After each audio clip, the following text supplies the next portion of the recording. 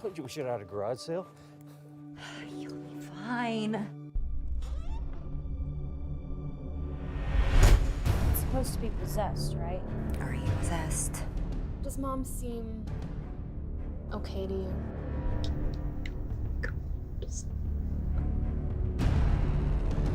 At the risk of sounding like a wacko, I'm just gonna say it. Michael, your house creeps me out. Did you know that the original owner died in this house?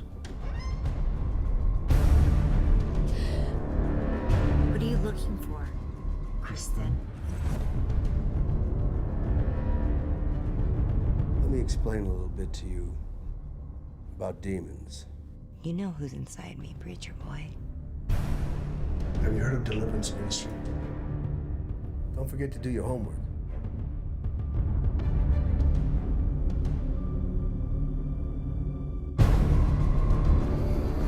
You need to go back to bed.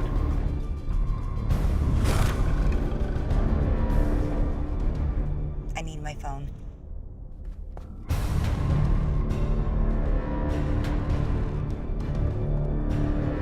You should know better than to be going through my personal belongings.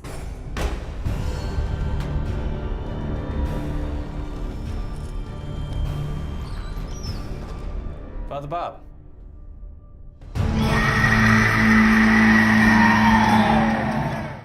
Listen to the vibes.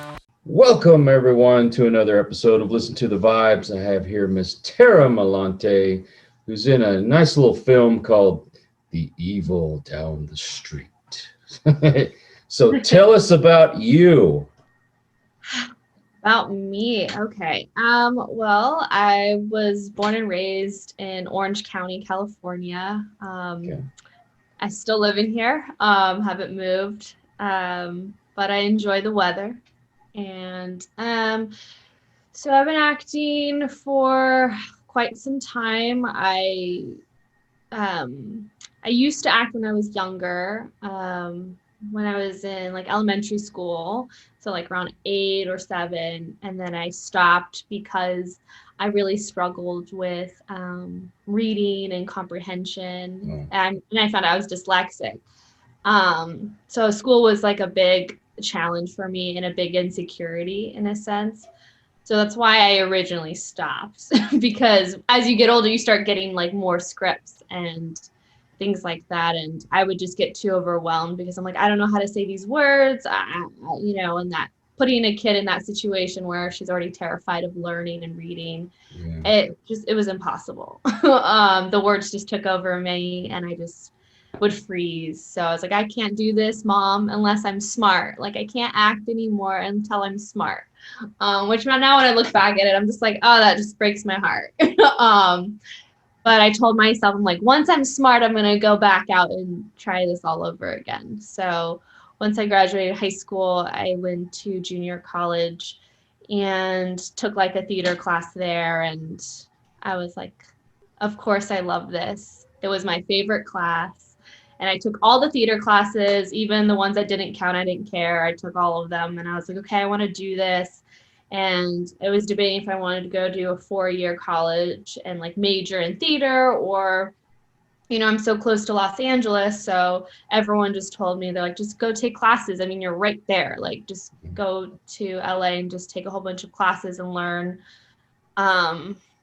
So I did. I took a lot of classes. That's how I actually met Craig, the producer and the writer and the actor of Evil Down the Street. He was in one of my first classes that I've taken, and so yeah. And then ever since, I've just been working hard. The acting journey is no joke. I had a wise teacher once tell me it's a waiting game. You have to be patient, and you just have to keep going forward. And it's tough because, everyone always asks you every Christmas, oh, what are you in? What are you doing? Blah, blah, blah. And it's easy to talk to actors about this because they understand like the struggle. It's like kind of becoming a doctor in a sense. I'm not comparing myself to a doctor whatsoever, because what they do is like, I can't compare. But in a sense, like it takes a long time. And a lot of people use that analogy. Like you got to give yourself like 8 years, 10 years. A lot of people don't book their first big things like on TV or, you know, for like 9, 8, 10 years, which is like really hard to hear because you're just like, oh, you know.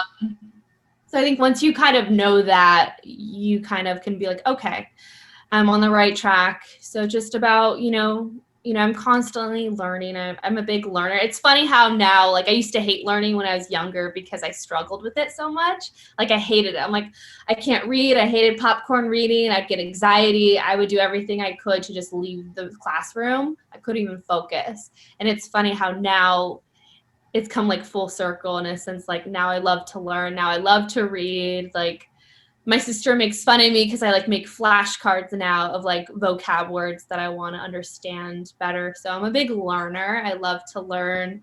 I have a lot to learn, but I'm just fascinated in learning. I know it's like a really weird thing, but like I'll take like random online courses. Like I just finished one yesterday it's like an online, it's called EDX, Harvard EDX you just Google it. And I just took this philosophy course from Harvard and it was like amazing and eye-opening. So the good thing about the internet now is you can really learn anything. So that's and for free. So that's awesome for me. And I'm trying to learn Spanish. At the moment, I have Rosetta Stone. So I'm always learning things and my new passions are gardening. Right. I like to garden.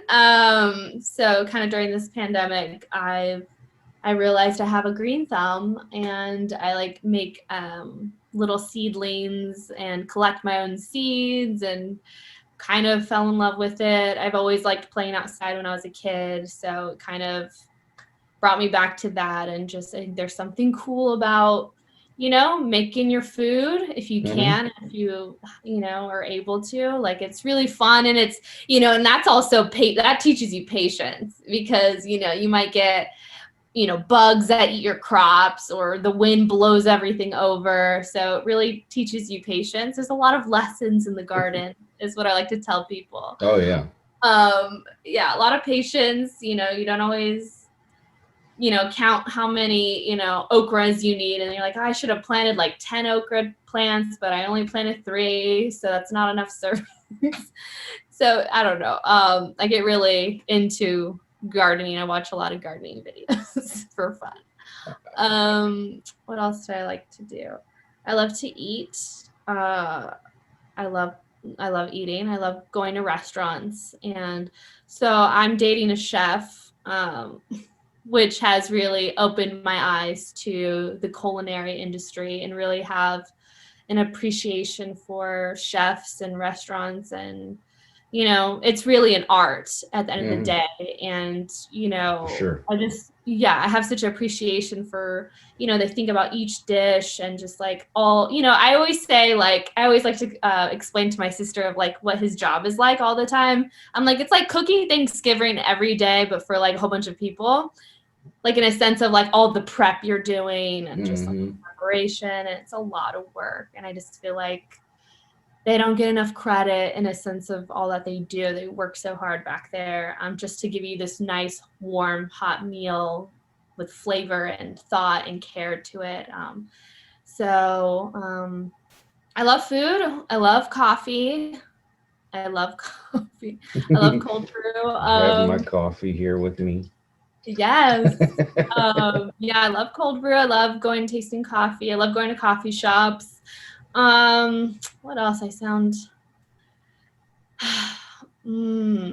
like to eat. Yeah. I think a lot of people like to eat. But yeah, so that's kind of, and then on my spare time, I work on scenes. I take acting classes. I'm still taking acting classes. I'm taking improv classes. I tape my own scenes. I do what I can just to keep improving and getting better so I can tell really great stories and be effective. And so I talked really fast, I feel. I'm sorry, you're probably like, well, we'll keep going. Hey, this is your time. So we're trying to get to know you better. That's part of your personality. Everybody will know that's Tara. how do you get your inspiration for the roles that you play? That's a good question. So it kind of just depends on each role, because that's still something I'm always changing and evolving. Because one day you're playing a lawyer, and for me, I personally don't really know that world too much. I don't have any family members that are in the law, or I just don't know all that jargon, all that the dialogue's really challenging, or same with like a doctor. So the way you would prep something like that is really different than just something that's like, oh, just the girl next door, or she's the friend.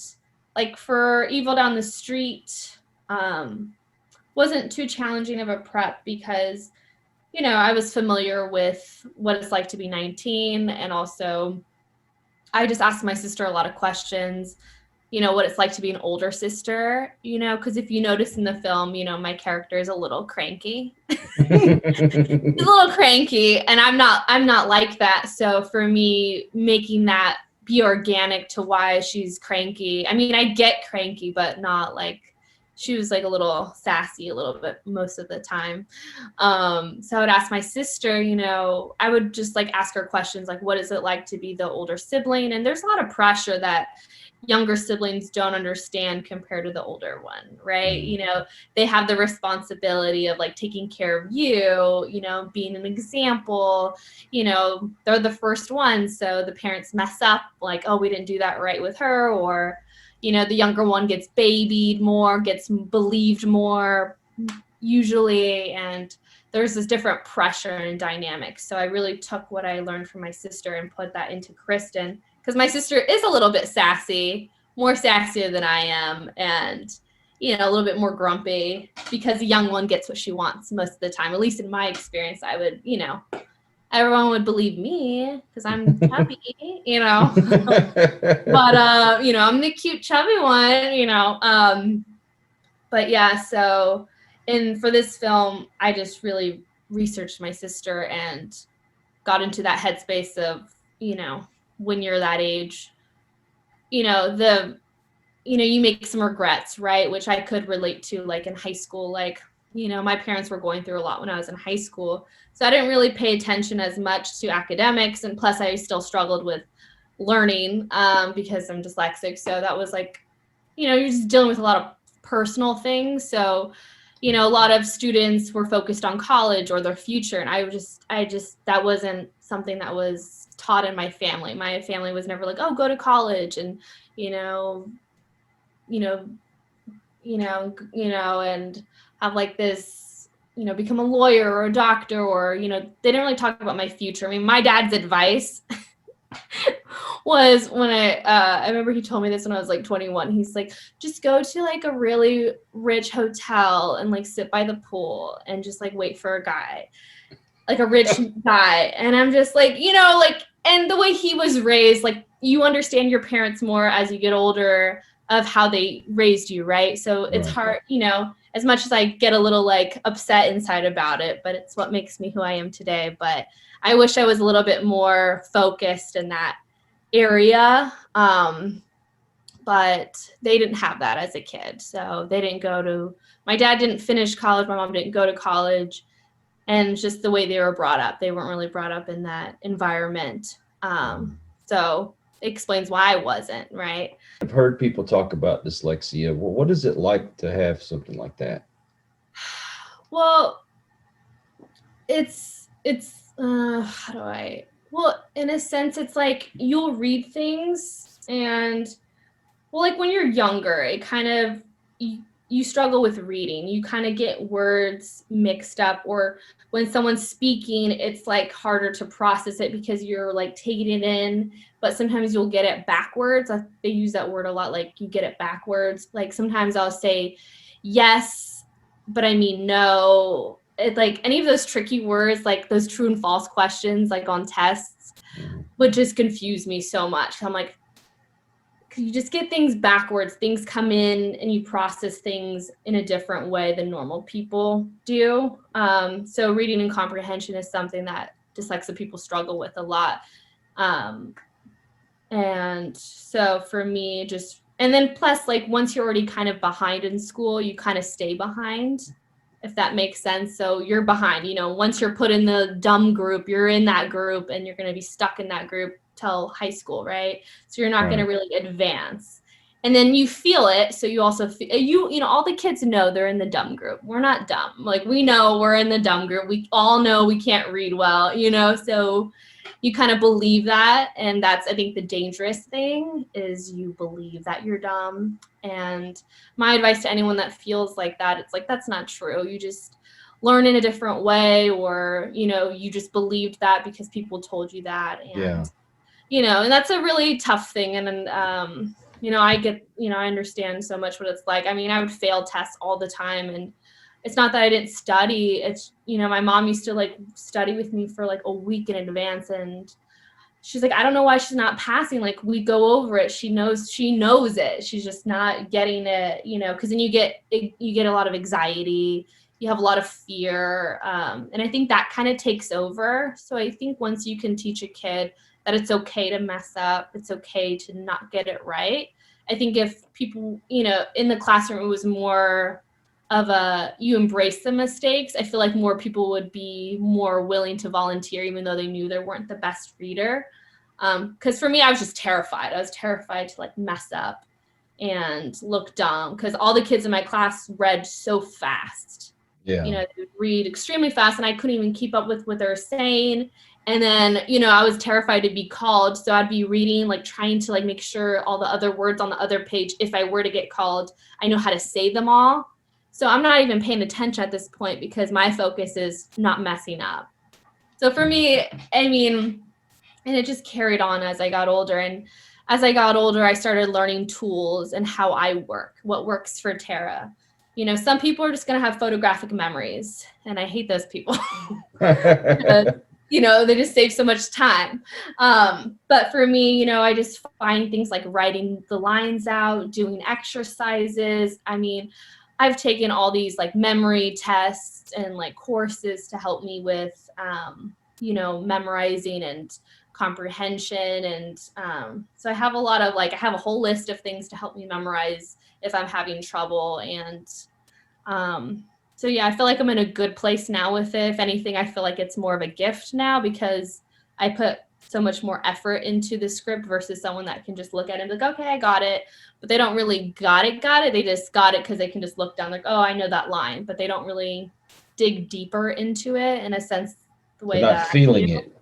Yeah. So it's kind of, yeah, like I really like do my best to understand it, and I go deep with it. And so really it's been a gift in a lot of ways. You know, it's made me a nice person, because it's taught me to know what it feels like to feel like left out and like I don't belong. So I've always been kind. So it's taught me a lot of empathy and understanding and patience at a very young age, and that not everyone learns the same, and we're all different, and just to be kind with everyone. And so it's really taught me a lot of like good things about my character. So in a way I'm happy, because maybe if I was just like really smart, I'd maybe be kind of mean. Not that smart people are mean, but I'd be like, why don't you get it? Like, it's right there, you know, instead of being like, okay, like, why are you having trouble? Like, let's work on it. Let's do flashcards. Let's make it fun. What do you not understand about this? Instead of, you know, because I would just nod to the teacher all the time, like, yeah, I got it. Because I didn't want them to re-explain it, because I felt guilty about them re-explaining it because I didn't get it. Yeah. You know, because there's so much I didn't understand. So I'm like, I'm just going to sit here and be like, yeah, and smile. But my brain just didn't work the same way as other people's did. And which I shouldn't have listened to that person and take what they said so seriously. And I think I would take certain people, like teachers' advice, too personal, too serious. Whereas like, if I don't have it like that, I can't do it. I won't be able to act. Because my issue is never like the imagination or getting into the character. That's never the problem. It was always the words. The words really took over. And because it has such a deep, has such power within me since I was a kid. It has so much, you know, so many beliefs that I had about myself were from words and reading and things like that. A lot of insecurities. So for me, it was a journey. It has been a journey. And I just, I think in the last couple of years, I've done a lot of like self-work. I know it can sound a little cheesy, but like affirmations and like reminding myself that, yeah, I am smart, because for so long I believed like I wasn't smart, and I was intimidated to talk to people that were really intelligent, because I'm like, why are they going to want to talk to me? I don't understand what they're saying, so I just put myself down. Versus being like, okay, like I can ask a question, and if they're kind, they'll explain it to me, instead of being like, oh, you don't know. Just embracing that and kind of reminding myself that on a daily basis. Like, I'm like, I'm capable, I'm smart. If I don't know, I can ask the question. I embrace mistakes, mess up. And I think for me, being on set, like I got to go on SWAT, the show on CBS.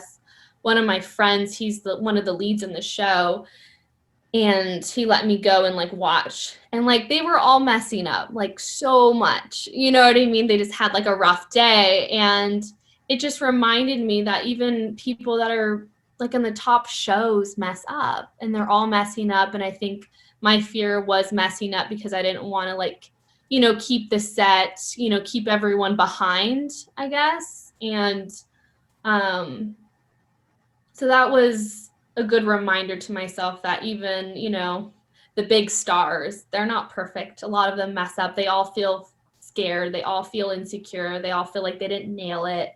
And those were the same things that I was experiencing as well. Yeah. So I think a lot of self-reflection and a lot of checking in with myself, and, if I have a bad audition, I have a bad audition, instead of being like, making that whole week and that whole month like depressing because like, oh, I messed up that one word and like I suck. Why am I doing this? And you get in a spiral real quick. And I was like, I don't like feeling like this. Like I love acting, and I'm allowing this fear take over. And like, that's not, I gotta, I'd rather face it and mess up than like, stop doing it because like I'm scared. So that was a battle that's my thing. Everyone has their things, but for me, it's definitely with words. But I'm in a different place now where I've been working on myself so much, with accepting myself, being myself's biggest cheerleader, cheering myself on, be like, I got this, I can do it. It's okay if I mess up, fucking mess up. Oh, sorry. I don't know if I can say that for Shame on you. Embracing messing up, and you actually learn from messing up. And I think that's, and if you don't know, ask. It never hurts to ask. Exactly. So yeah, I think just a lot of self-reflection and checking in and finding things that work for you. It definitely takes time, but I mean, I'm never going to be perfect, and that's okay. And I think I've come to that realization that, I'm not perfect, and it's okay. And I can't please everyone. I got to let that go, because I was told a lot when I first started working in the industry. Like when I was just learning, unfortunately, a lot of men in the industry when I first started were very hard on me in a sense of like, well, you need to be sexy. You need to be, you need to seduce me. You need to be more powerful. And I was like 20, 21. And at that time where I was at 21, I was definitely not confident at all. I had a lot to learn. And they were just like really cruel with their words and just like telling me I need to lose weight. I need to be skinnier. I need to be sexier. And like, that just never resonated with me. And that took a toll as well. So I attracted a lot of negative situations when I was younger, just out of being naive and hungry to be successful because I loved it so much. I loved acting, I just loved acting. I didn't really care so much to be famous, but more of just telling the story. It's like a certain magic about it. And I love people and studying people and, fascinated with people's stories and journeys. And there's always something to learn from someone. So they kind of like, took my excitement and all my like positive energy and like, that hunger. They kind of, not that they took it away, I allowed them to kind of suck that out of me a little bit. So So I had to deal with a lot of that, which was a lesson I had to probably learn, was to not get taken advantage of, stand up for myself, which was another lesson I had to learn in my life, and still learning that one. But, thinking everyone has good intentions, and that's not always the case, especially. Unfortunately. Yeah, everyone has their own challenges and battles in this world, and it just sucks. And I just want everyone to just be happy, or just be treated kindly. And I think that we all deserve that. And just to buy someone a Starbucks, and anonymously, without any without an agenda, right? Just to purely just to make someone smile or feel good, or if you feel like you want to give someone a compliment, give it to them. Be like, I love your lipstick. You look great today. Like, you kind of inspired me. Or I don't know, instead of leaving mean comments, leave a nice comment, because, I feel like those are so rare now. A nice comment or a nice compliment is so rare to hear. We're so used to hearing the negative things, and that really takes a toll on mental health. And if people really care about mental health, they need to check how they treat people on, in all platforms and just in person. I'm like, then you just need to be kind. Like, you don't know what people are going through, and it's a tough world. And we only live once, or whatever anyone believes. So it's like, why not make it a good one? Why don't we choose to make it a good day, and